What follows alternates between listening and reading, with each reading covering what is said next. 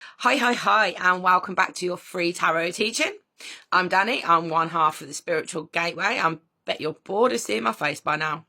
But today's card we're focusing on in today's free tarot lesson is all about the lovers. Now, I've had to cover them because they're nude.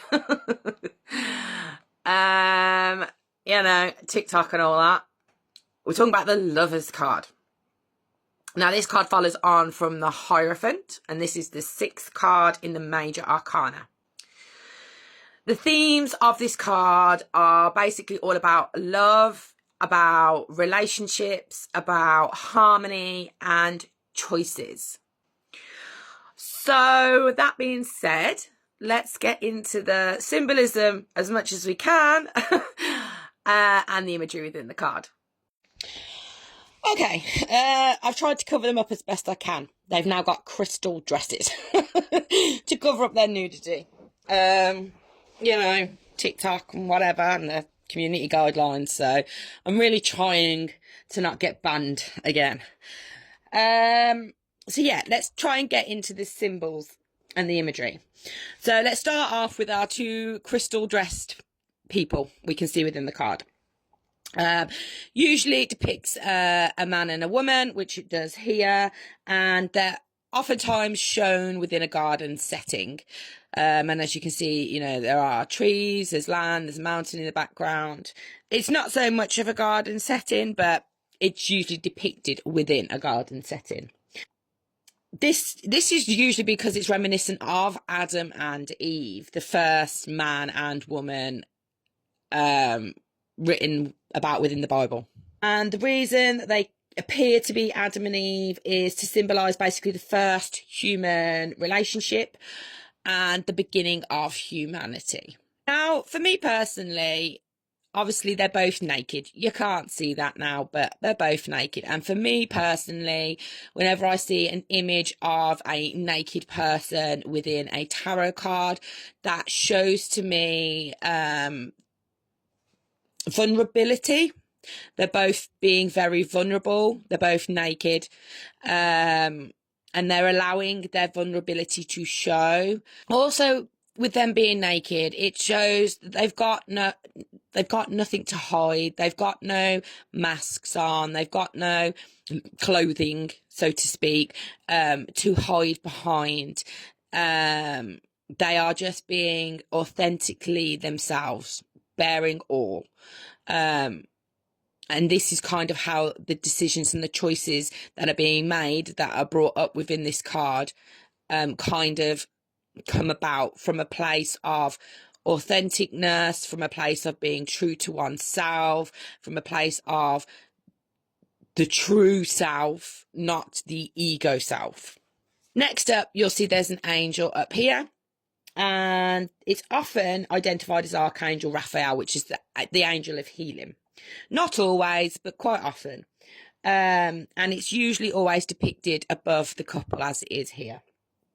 Now, the angel is representing divine blessing, guidance, and the spiritual aspects of love and relationships. We also have the tree of knowledge over here behind the female, who would be, say, Eve. Now, there are often 2 trees, which you can see there are there. There's one here and there's one here. Now, the tree of knowledge, this has the serpent in it, which I'm not sure you can kind of see just up there. And it's usually behind the woman. And then the tree of life, which is over here, is usually behind the man. Now, these trees, they symbolize the dual aspects of human experience. So knowledge and innocence, or temptation and virtue. So it's trying to show the duality within the human. So you not only have the feminine and the masculine being represented by the 2 figures, but you also have, like I just said, innocence and knowledge, and temptation and things like that. Then up at the top here, we have a giant sun. Now, the sun is shining so brightly above these two individuals, and this is to show the enlightenment and clarity and the blessings of the divine onto these people within the card. What it's suggesting is that the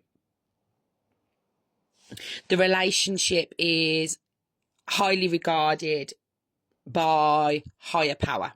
Here we'll see there's a mountain in the background, and this is representing obstacles and challenges that have got to be overcome on your journey, through whether it be in relationships or through choices and decisions that you make.